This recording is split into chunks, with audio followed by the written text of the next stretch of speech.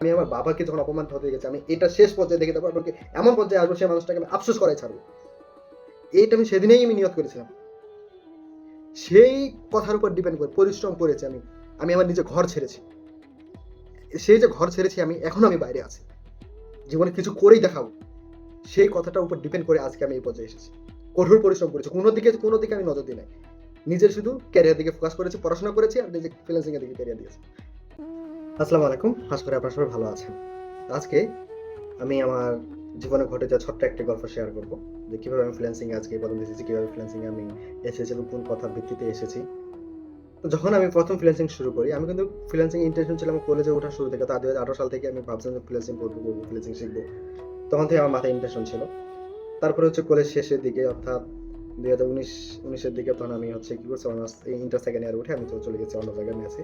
তো ভাবছি ওখান থেকে ভালো কিছু করা যায় কিনা, কিন্তু সেখানে কিছু নেই। তখন করোনা ভাইরাস দেখা দিচ্ছে, চলে আসছে বাসায় এসে হচ্ছে আমি এক ভাইয়ের মাধ্যমে গ্রাফিক ডিজাইনে ভর্তি হই। তো ওইখানে ভর্তি হওয়ার পর ওখানে প্র্যাকটিস করার পরে টুকটাক তাও কিছু হলে ইনকাম করতে পারতেছিলাম। তখন পরে বাসায় এসে যখন বাবা মাকে বলেছে আমি একটা কম্পিউটার নিবো, আমার ল্যাপটপ লাগবে, তো আপনারা আমাকে নিয়ে দেন, তখন ওরা নিয়ে দিতে চায় না, দিবে না এক কথা। তখন তো গায়ের মানুষ ফ্রিল্যান্সিং করতে কিছুই জানে না। তো অনেক কষ্ট করে আমি হচ্ছে একটা কম্পিউটার নিয়েছি। সেটা আবার অনেক হিস্টোরি, ওটা আবার অন্য সময় বলবো।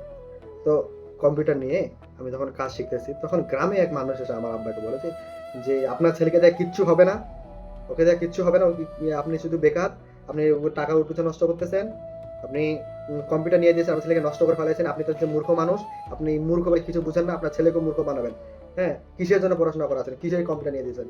হ্যাঁ, আপনার ছেলেকে কিচ্ছু হবে না, আপনারা মূর্খ মানুষ হয়ে কিছু বুঝেন না, এবং এমনভাবে অপমান করেছে।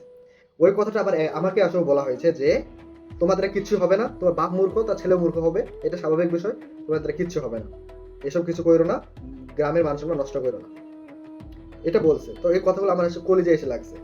বাপ যখন আমাকে আছে এই কথাগুলো বলে, আমার বাপের অর্থাৎ আমার আব্বার চোখ দিয়ে পানি পড়ছে, তখন সেদিন আমি দেখছি যে অপমান কিরকম গায়ে লাগতে পারে। সেদিন আমি প্রতিশোধ নিয়েছি, যে জীবনে যখন এইটা জন্য আমি আমার বাবাকে যখন অপমান হতে গেছি, আমি এটা শেষ পর্যায়ে দেখে তারপর আমাকে এমন পর্যায়ে আসবো, সেই মানুষটাকে আমি আফসোস করাই ছাড়বো। এইটা আমি সেদিনেই আমি নিয়ত করেছিলাম। সেই কথার উপর ডিপেন্ড করে পরিশ্রম করেছি আমি। আমি আমার নিজের ঘর ছেড়েছি। সেই যে ঘর ছেড়েছি আমি, এখনো আমি বাইরে আছি। জীবনে কিছু করেই দেখাবো। সেই কথাটার উপর ডিপেন্ড করে আজকে আমি এই পর্যায়ে এসেছি। কঠোর পরিশ্রম করেছি। কোনো দিকে আমি নজর দিই নাই। নিজের শুধু ক্যারিয়ার দিকে ফোকাস করেছি, পড়াশোনা করেছি আর নিজে ফ্রিল্যান্সিং এর দিকে ক্যারিয়ার দিয়েছি। কারোর কোনো কথা শুনি নাই আমি। আমি শুধু আমার একটা কথা, আমি আমার বাপের চোখের পানি, আমি বাপের চোখ দিয়ে পানি ঝরতে দেখেছি। আমার বাপকে যে অপমান করেছে, তাকে আমি প্রতিশোধ নিয়েই ছাড়বো। ইনশাআল্লাহ আমি আশা করি আমি এতটুকু করতে পেরেছি। আজকে এখন যদি আমি গ্রামে যাই, এখন গ্রামের সেই মানুষটি আগে আসে বলে যে বাবা তোমার তো দেখা যায় অনলাইনে তুমি তো ভালো কিছু করতেছো, তোমার তো চোখ দিয়ে মানে সরাসরি দেখাই যায় না, তুমি অনলাইনে ভালো কিছু করতেছো, তুমি অনেক দূরে চলে গেছো, যে আমার ছেলের জন্য কিছু করা যায় কিনা দেখো না, তোমার তো অনেক দূরে হাত আছে, তুমি একটু দেখো না আমার ছেলের জন্য কিছু করা যায় কিনা। তখন এই কথাটা যখন আমি আমার বাবাকে গিয়ে বলেছি, বাবা দেখো আজকে তোমার ছেলেকে, ওই মানুষটি এসে বলতেছে যে দেখো যে তোমার ছেলে কত দূরে গেছে, অনেক দূরে হাত আছে, যে উনার ছেলের জন্য কিছু করতে পারি না। আজকে উনি আমাকে এসে বলতেছে যে উনার ছেলের জন্য আমি কিছু করতে পারি, কিন্তু দেখো তুমি চেষ্টা করো। সে তখনই আমার বাবা বলেছে, বাবা তোমার উপর আমার বিশ্বাস ছিল। আমার আব্বা আমাকে বলেছে আমার উপর বিশ্বাস ছিল, আমি কিছু একটা করে দেখাবো আর সেই অপমানের প্রতিশোধ নেব। এবং এখন আমি সেই মানুষটাকে বলেছি, আপনি তো একদিন বলেছেন আমাদের কিছু হবে না, সে কথা আজ আমি সেটাকে বলছি, তাকেই বলেছেন। সো ভাইজান, আপনাদের কাছে আমার একটাই রিকোয়েস্ট থাকবে, আপনারা যারা ফ্রিল্যান্সিং জগতে আসতে চাচ্ছেন, কারো কোনো কথা শোনার প্রয়োজন নেই।